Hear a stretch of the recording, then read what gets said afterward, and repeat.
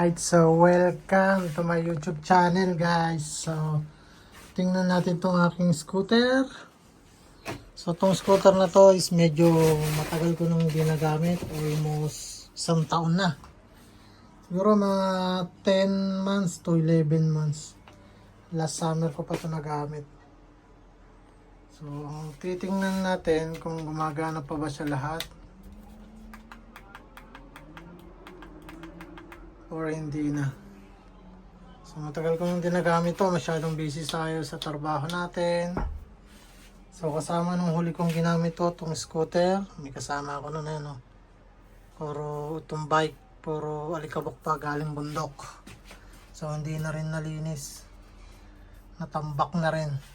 So itong scooter na to, hindi ko alam kung buo pa ba mga baterya nito.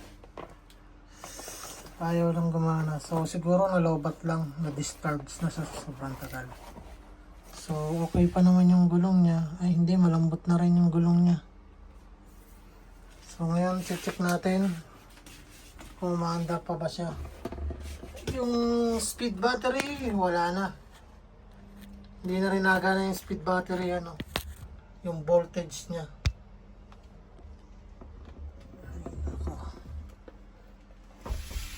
So, ilabas natin siya at testingin natin kung okay pa ba yung mga battery. So, syempre, i-charge muna natin lahat siya. So, let's go at ilabas natin itong scooter na to. At itry natin kung gumagana pa ba. So, guys, ilabas natin. I-check natin after 11 months o 10 months na hindi nagamit. So, puro alikabok na siya. Makikita nyo, puro alikabok na siya guys. Ano, maandar pa siya. So, check natin siya. Puro alikabok na oh. So, tatry uli natin. So, itong range battery, negative, positive. So, kung makikita nyo, ayan, meron pa siyang charge. So after 11 months to 10 months, meron pa siyang 42 volts. So goods pa yung battery niya. So itong ating speed battery na dalawa, positive at negative. So itong ano na to is 25 volts. So ito yung 6S. So may charge pa siya, hindi pa siya na-discharge. At yung the last one, positive, negative. So ito naman is 16 volts, 17 volts. 16 volts to, so 4S. So gumagana pa lahat. So kung ganun, goods pa siya. So itry naman natin siya. Ilagay. So ito, kukonect natin siya dito. Tapos itong speed battery dito. Okay. So ayan guys, kung makikita nyo, may ilaw siya. So ayan, may ilaw na siya. So start natin.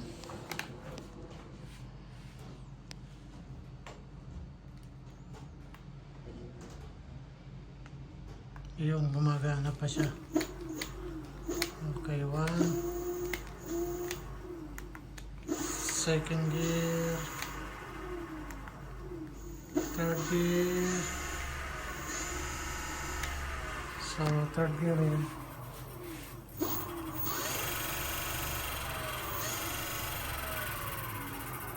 So, gumagana pa siya.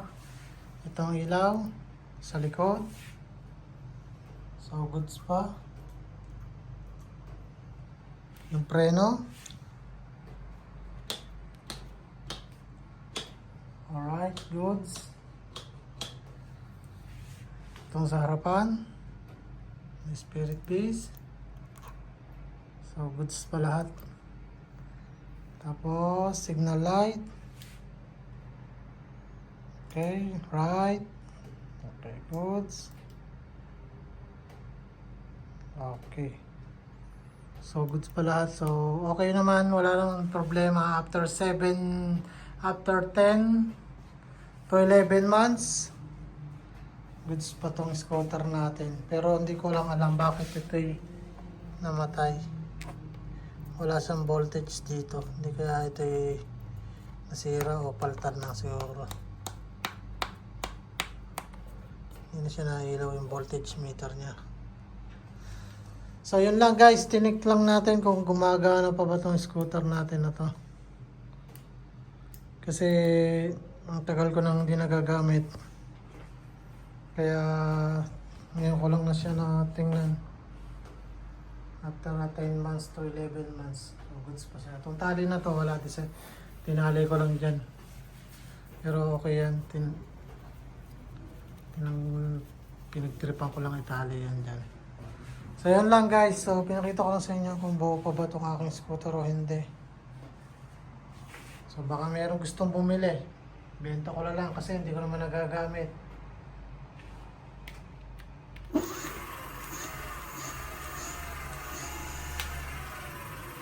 So thank you guys for watching. At bukas itatry naman natin to sa highway o doon sa karsada. Ira-rides naman natin siya para uminit yung kanyang motor. So thank you guys. See you to my next vlog.